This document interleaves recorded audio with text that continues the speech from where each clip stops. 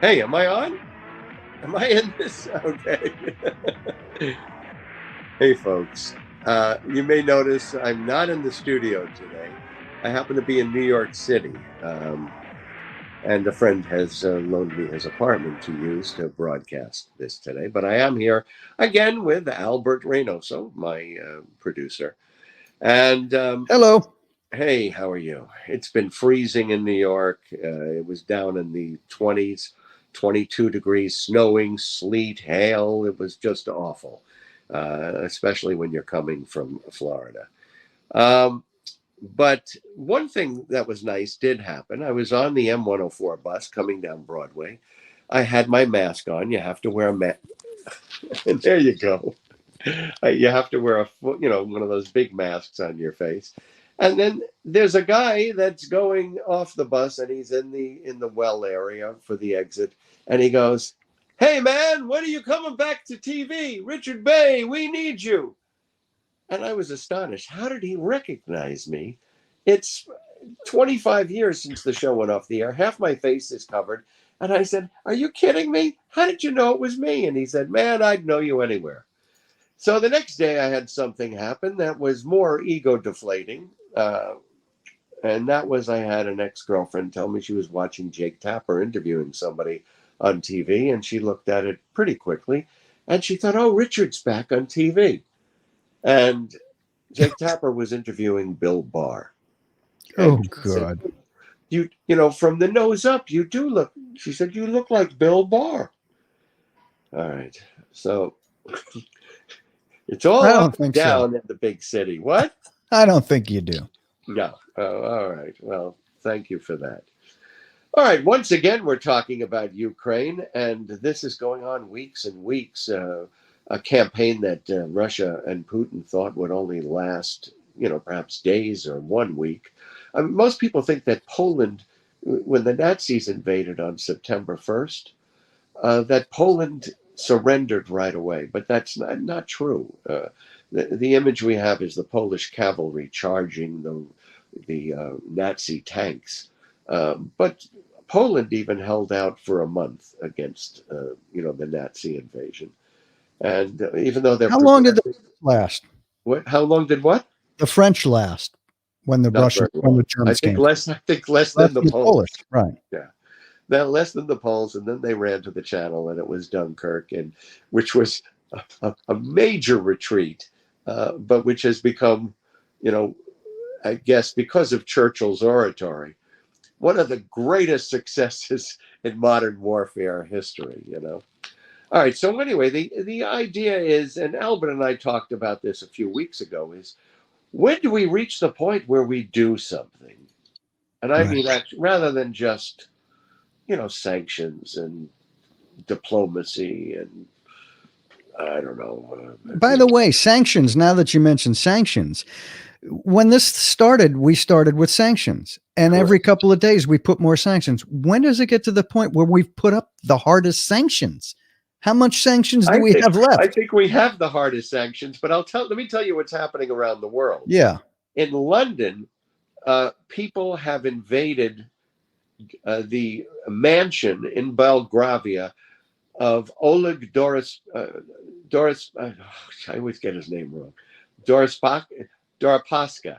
Deripaska. He's one of the Russian oligarchs. Mhm. Squatters have invaded it and said they're going to turn it into a refuge for Ukrainian refugees. And in the Biarritz section, which is a millionaire's playground in France on the west coast, somebody, an activist, has burgled the house of Putin's daughter and changed the locks and said this too will become a sanctuary for Ukrainian refugees. Hmm. And what I think is somebody should put up a map in New York of all the condos and townhouses owned by Russian oligarchs, so we can start a movement to go in there and take them back. There's plenty of people in New York who need cheap housing. We could put the homeless in them. It's like the ultimate sanction right there. There's the ultimate sanction. That's right. We're going to take your house. It's like Dr. Zhivago. All right, so we're starting to see people. Who was it? General McCaffrey. I heard him today talking about a no-fly zone, and I heard another general was on yesterday, and they keep saying, "Well, I'm leaning right towards that. I'm not there yet, but I'm leaning right towards there." I'm there. I'm there. I think Explain that exactly what you're there for. I'm there for. Listen.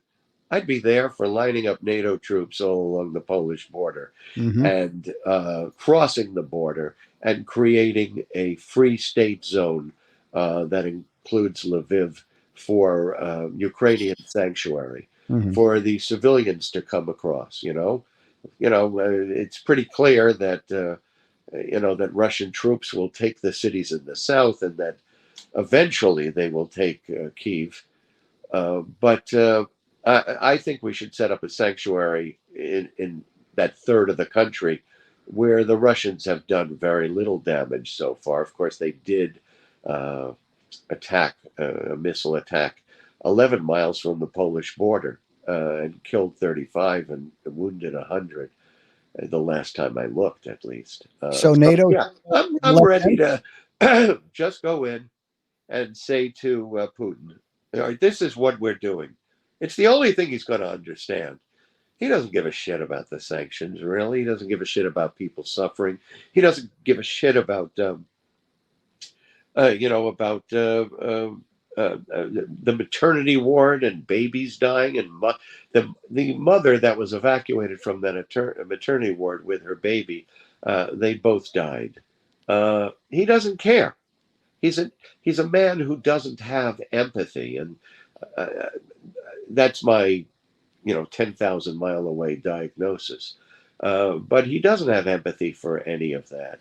But I will tell you one thing that should be done. Biden should go to Congress and ask for bipartisan support to intervene in Ukraine if chemical weapons are used or if biological warfare is utilized. And he should put everybody on notice in that Congress from both parties to vote for that authorization. You may remember that when George Bush went to Congress and asked for authorizations to invade Iraq, the idea was, oh, I'm not going to invade Iraq. I just need this to put pressure on Iraq to let the inspectors in to find WMD and the chemicals that they might have. And he said it was just a way to secure a complete inspection of Iraq. But he got people in Congress, Democrats. Actually, a lot of Democrats didn't vote for it. That's one of the sort of myths that has been propagated. I think it was, what was it, like half the Democrats didn't vote for it, but half of them did. Of course, most famously, liberals like John Kerry and Hillary Clinton, who now claim I only did it because he told us he wasn't going to invade Iraq. He told us he needed it to put pressure on them for inspections.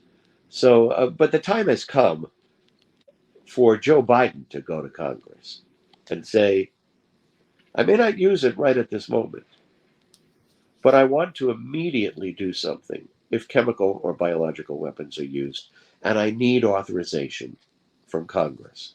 Do you think he will do that soon, or when? What's the timetable I you don't think see? he will do that You soon. don't I'm think so? telling him, do it soon. Do it Hmm. today. Do it tomorrow. Do it today. You remember when Assad in Syria used chemical weapons, atrocious tragedy on civilians.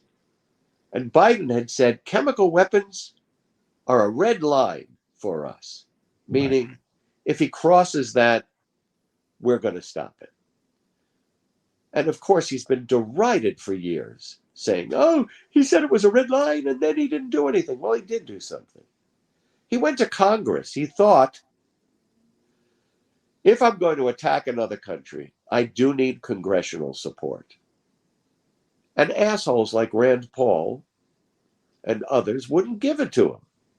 He didn't get the congressional support. Um, the Supreme Court, in an entirely different case, has said the president's executive power is strongest when it's in concordance with Congress, meaning when they both agree on something. Congress has passed legislation, the president and the executive branch enforces it. It's at its weakest power when he is not in connection to Congress, when he tries to go off on his own and exert executive power. And it wasn't that, excuse my fingers, it wasn't that Obama didn't want to use force against Assad and the chemical weapons upgrade there. It was that Congress wouldn't give him the authority, and he thought legally, I mean, all these people are screaming about the Constitution. You know, the Constitution gives Congress the power to declare war. The president is the commander in chief who executes the war. So I think at this point, just to frighten Putin, you know, Putin's all the time going, well, you know, I got an atom bomb. You know what? Emmanuel Macron, who is the prime minister of France, reportedly told Putin in their phone conversation, hey, you know, France is a nuclear power. We have an atom bomb too. England has an atom bomb. And if we're going to constantly say, well, what Putin has said, you know, he's threatening us with nuclear war, well, then you might as well make Putin the dictator of the world.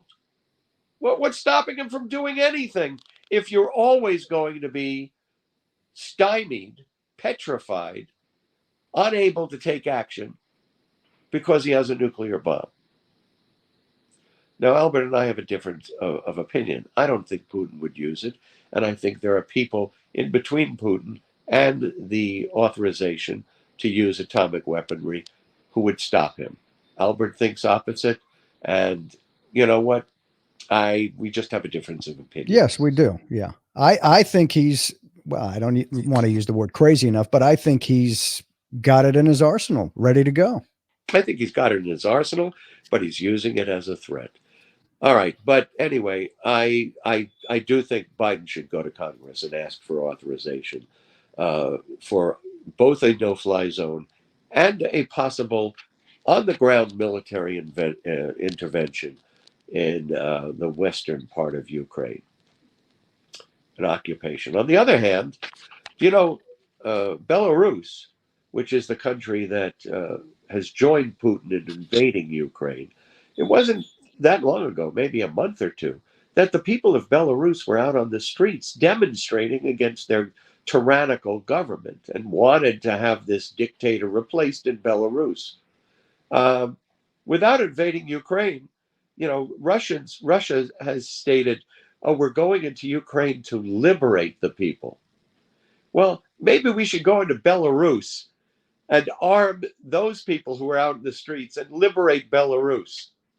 You know, I mean, say we're here to create a democracy in Belarus. Now that I'm being a little fantastical there. Yeah, two wrongs don't make a right.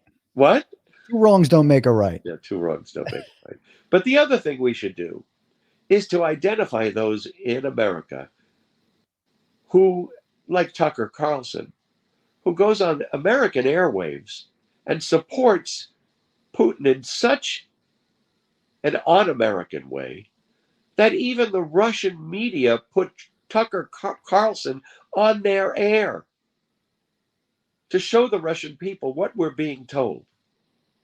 We have to identify these people as Putin sympathizers, as un-American supporters of undemocratic despotism.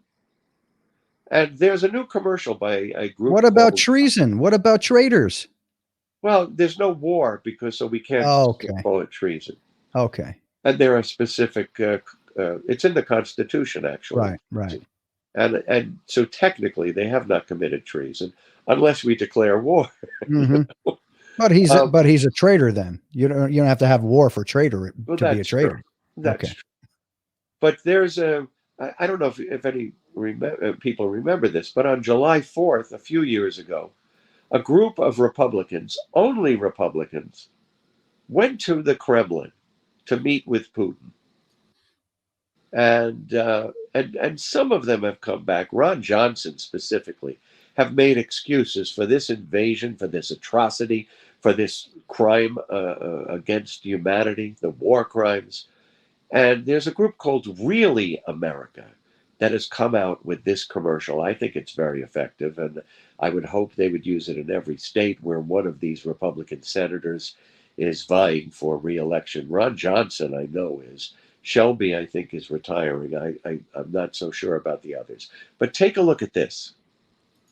On July 4th, 2018, after the Senate Intelligence Committee confirmed that Russia interfered in the 2016 election, 8 Republicans were at the Kremlin doing a photo op with high-ranking members of Vladimir Putin's regime. Lawmakers traveled to Moscow this week on a Republicans-only trip to Russia. One Russian official said the 8 Republicans were soft and that the meeting was one of the easiest of his life. Senator Ron Johnson even downplayed Russian election interference just days after his 4th of July trip to Moscow, and after Putin illegally invaded Ukraine and started shelling cities full of civilians. Ron Johnson went on Fox News to blame President Biden. I don't think Vladimir Putin would have moved on Ukraine were it not for the weakness displayed certainly by the Biden administration, but also by the West in general. If these senators were truly worried about Russia, why did they all vote to block 3 separate election security bills?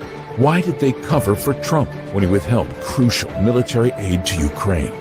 Why have they all consistently taken Putin's side? Vladimir Putin has shown that his goal is to destabilize Western democracy. From Ukraine to the U.S., we can't allow his puppets to sink their claws deeper into our government. America, vote out Russia's Republican allies in 2022.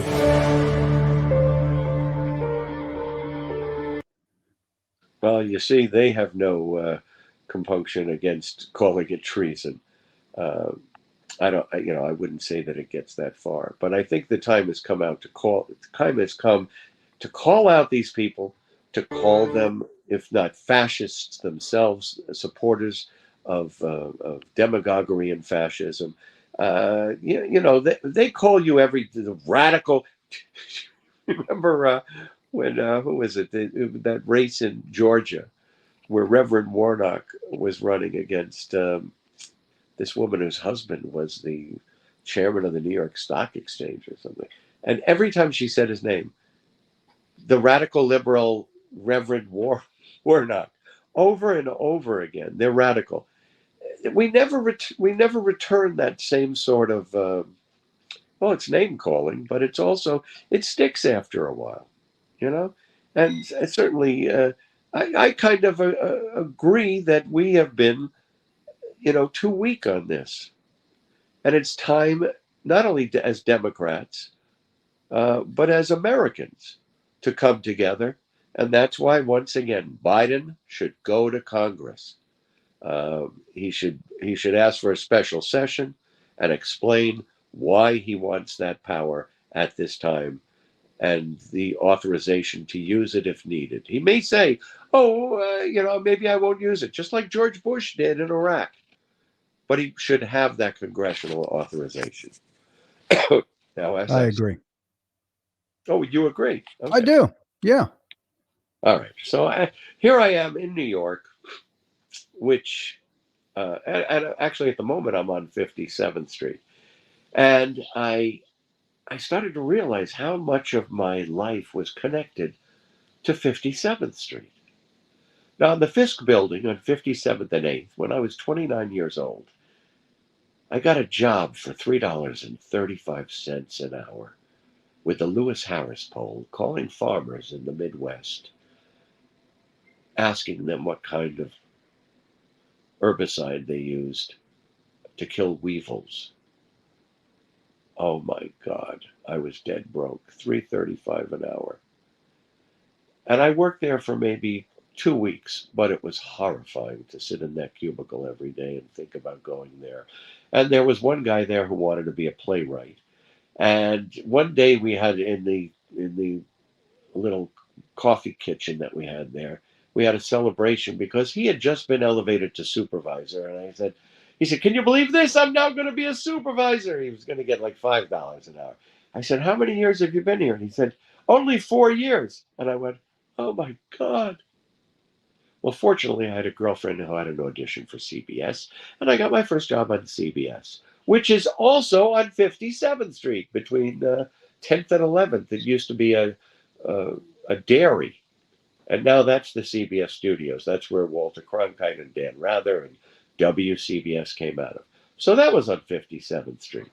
And then when I got that job, I moved into something that is known locally as the Bella Bartok building on 57th Street. And it has a big plaque outside. Bella Bartok had lived there at one time. It's not a fancy apartment building. It's an older building. But I lived there when I worked at WCBS. Now, in between, I went to Philadelphia and was there for 4 years. But when I came back, I bought 2 condos at One Central Park Place, which is the corner of 57th and 8th. And when I looked out my window, there was a skylight right over that room where I had worked for $3.35 an hour for the Lewis Harris. So I could stand in my living room and look out there. I remember we had a big skylight. It wasn't, it was a little less depressing because we had sunlight at least coming through. But to me, that's New York. Anything can happen. You can stand online at the theater and run into an old lover, an old friend, a new lover, a new friend. You could sit down in a cafe and talk to people. It is a city of endless possibilities. So I never imagined that I would have a 20-year career on television, or 25 years, including radio. I always thought I was going to be an actor. I thought maybe I'll do this one show at WCBS for 1 year and then I'll go back to the theater. Instead, they say sometimes you choose the road and sometimes the road chooses you. And that became my road. That became my path. The show was called 2 on the Town, where we discussed and explored different things a lot of things that New Yorkers would never be able to do because they were luxury. But some things were the problems that New Yorkers had. So I have a little very short clip of this, finding a parking space. It's still a problem here. Albert, what else is on there? Well, you start out with a nice interview with Murray the K. Oh, Murray the K. Oh, Right. my God. Murray the K, who was on the radio stations when we were growing up and was known as the 5th Beatle. Mm-hmm. At the time, he was, suffering through the throes of cancer, which eventually did kill him. But we went to Central Park, and I had a really great interview with Murray the K. And what's the second thing that's on there? Then you talked about being single in New York. Oh, the single scene. Yeah. And there's a shot, if you're watching this on video, there was a singles bar on 76th and Columbus called Ruel's. Mm-hmm. It was packed every night, and it was open to the street. So, the mingling singles would it was like a cornucopia. It would spill out onto the street corner, the neighbors complaining about the noise. But it was a piece about finding the right single man in New York for a woman.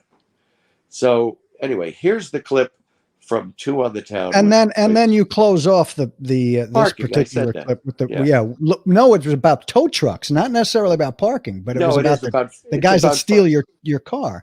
No, they don't steal your car. If you park in a space that's unauthorized, they will tow it and take it to a lot. Well, you ask those people who get their car towed. I say they steal them. Yeah, well, good luck. Take it to court. Go arrest the guy and take him to court and see what happens. All right, so here's the piece, and I'll be back for a short goodbye when it's all over. When the Beatles came to New York, they met Murray and almost instantly adopted him as the 5th Beatle. I took their invitation, and like Tom Wolfe wrote in the book, he says Murray came and walked into the Plaza Hotel, and he never came out. I'm going to do a little free association here. I'm just going to throw out the names of the Beatles, and you just tell me off the top of your head what your impressions were. If I said Ringo to you, what would you say? clown. He always seemed like he never wanted to go home, you know. He was always like, you know, lonely boy. George. George asked you a question. You give him an answer. You can't give him some vague answer. You got to be very specific with George. It's got to be right on the line, and very plain. Paul, very introspective, absolute perfectionist, especially when it comes to music. John Lennon. Straight out there. That was a great feeling to have. You know where you stood with John Lennon. Was there ever a moment when you realized that the Beatles were going to be the biggest thing ever to hit rock and roll? Oh, yeah. That was when they broke through the crowds, broke through the cordon at Union Station in Washington, D.C., and I can see it in headlines. Murray the K crushed by crowd with Liverpool group. And I remember George Harrison turning to me and saying, "Isn't it fun?"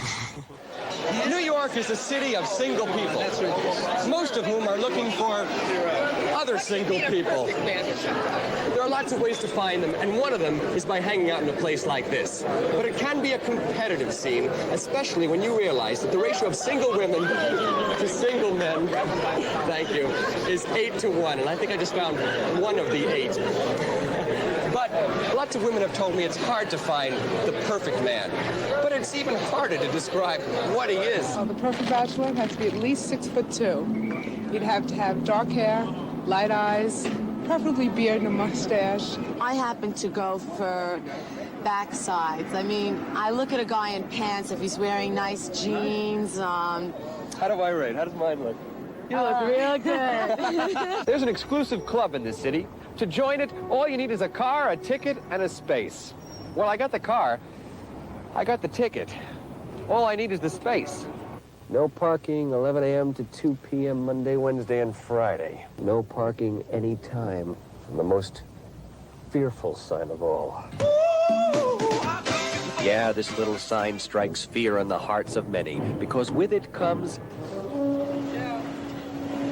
Last year, 80,000 automobiles were eaten by these beasts, and it cost you about $100 to get your car back. It could happen to you. How do you feel about this practice of towing cars? I think it stinks. The whole place stinks.